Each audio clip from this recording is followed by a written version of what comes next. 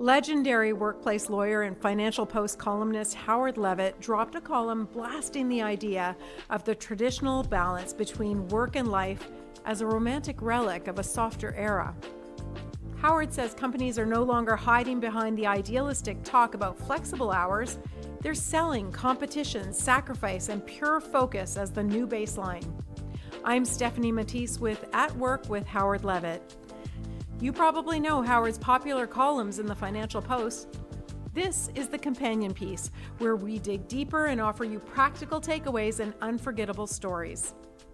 Elite performers, they grind. And balance, that's for mediocrity, not excellence. Right, Howard? When the economy is going so hot that anybody can get 100 jobs, companies will take what they can get because they're desperate to have warm bodies to fill seats or remote locations, whatever it might be. When the economy isn't blasting along and companies have a choice, they want the best employee they can get for the job. And understandably, I as an employer would rather have somebody working 70 hours a week as a lawyer than 30 hours a week as a lawyer, to give an example. It's true of every company. I made my career by writing a book very early on in my career, the book on employment law, where I spent my days from 9:30 a.m. to 11 p.m. at night doing my practice, no break. Then from 11 p.m. I put my pen down and worked on my book from 11 p.m. to 2 a.m., rinse, repeat the next day for 2.5 years till my book was done. So we added all up 101.5 hours a week, not a week off, for 2.5 years, driven by ambition to get a book out, which book then became a law report and speeches and newspaper columns and a whole lot of other things. And that was just hard work. I spent my days and nights in libraries, from the British Columbia law reports to the PEI and Newfoundland law reports, reading every case that had ever been written on employment law at that point, way back when. And it's updated to this day, not by me anymore, but by other people. But I still do my law report, reading every case every month across the country. And there's no replacement for that hard work to get where I am. None. And if I'm going to hire someone, I don't want someone who's lazy. I don't want someone who's mediocre. I don't want someone who's average. I want someone who's driven. Because the driven employees are going to get the rewards, just as I got the rewards. What do you see as the rewards? It's different for everybody. I can afford to do whatever I want, and I do the things I enjoy. It's a matter of who you are and what you want. But that 100 plus hours, that was the investment for you. That was the investment, and the 80 hours for many years after that. You talk about that 101.5 hours a week during that period you were writing your book and practicing, but then did 80 hours a week. For the next few decades, yes. Now I do 40 hours a week. But correct me if I'm wrong, you were loving it. Yeah. This is your lifeblood.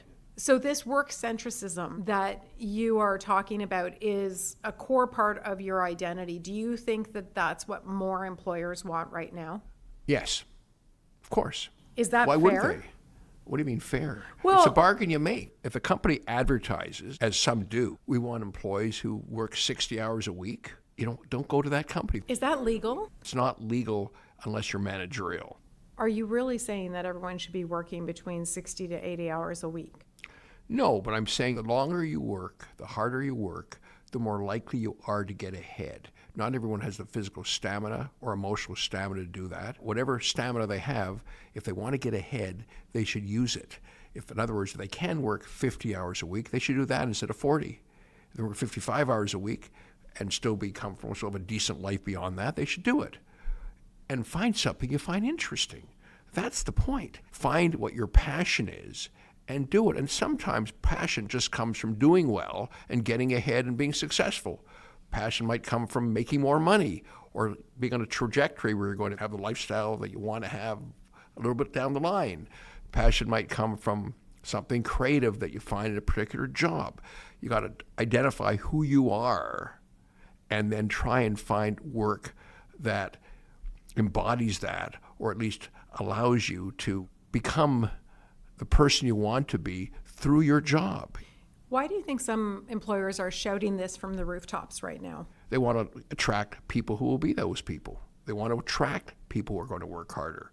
Because if you're going to pay $75,000 a year or $200,000 a year to somebody, you'd rather have somebody work, say, 55 hours rather than 40 hours. This is going to hit home for a lot of people because a majority of Fortune 100 companies are now required to work in the office, including most of the big banks in Canada.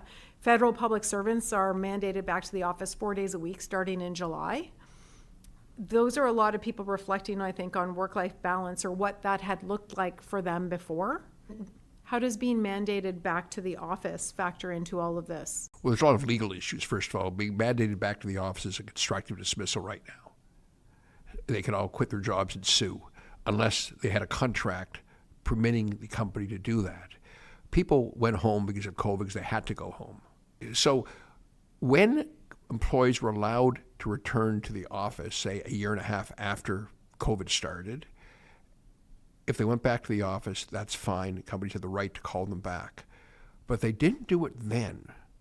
And they let people stay home for months or years after that. That became a term of their employment. And when companies turned around suddenly and said, come back to the office now, employees can say, I'm talking about non-union employees right now, the unions depends on the collective agreement. Oh, no. It's not a term of my employment. You didn't call me back. You condoned it. You didn't call me back when you could have. Said, I'm not going to go back. And if you fire me for that, it's a wrongful dismissal. And the employee's absolutely right, which is why way back when employees were allowed back, I was writing my Financial Post columns, either call them back now or give them notice of when you're calling them back or have them sign a contract permitting you to call them back at any point in the future on X months' notice. I remember that, yeah. So everybody's got a lawsuit now if they get called back to the office. I was just going to say, with those Fortune 100 companies, the big banks, the federal government workers all being called, the provincial government workers all being called back into the office. You're giving a lot of people lots of lawsuits if they want to use them, unless they're giving them months of advance notice. You can do anything on advance notice, much advance notice. It might be a year's advance notice. Well, I guess, on the one hand, I'm hearing the defense of the employers who want their employees there working very hard and long hours. And then on the other hand, I'm hearing the defense of the employees who want to work from home and maybe strike a better work-life balance. Of course, employees want to work from home if they've been working from home for X years. But isn't that about work-life balance? This is a little moment in history. Everybody worked in the office, and all of a sudden COVID hit and nobody worked in the office anymore. But historically, we've all worked in the office. So employers, supervisors, trainees, it's a lot better to know what's going on and have teamwork when people are working together than if you don't even know what the person looks like other than from a Zoom call. Naturally, employers want people back in the offices. Generally speaking, they're more productive in the office. And they can't slack off, they can't take their dog for a walk, or they can't go and watch an afternoon soap and then realize, gee, there was no consequence for that, I'll do it more. And therefore, the employer is going to get a lot less productivity. There are exceptions, but generally speaking, that's the case. Who are you really talking to when you wrote this column? I'm talking to two groups. First, I'm talking to employers saying, get on with it. Get people back to the office now that people can be in the office legally. If that work centricism is important to your culture. I think, generally speaking, working in office is a more productive office.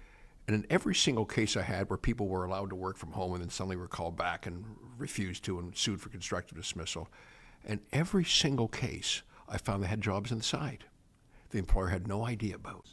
So that's one part of the audience.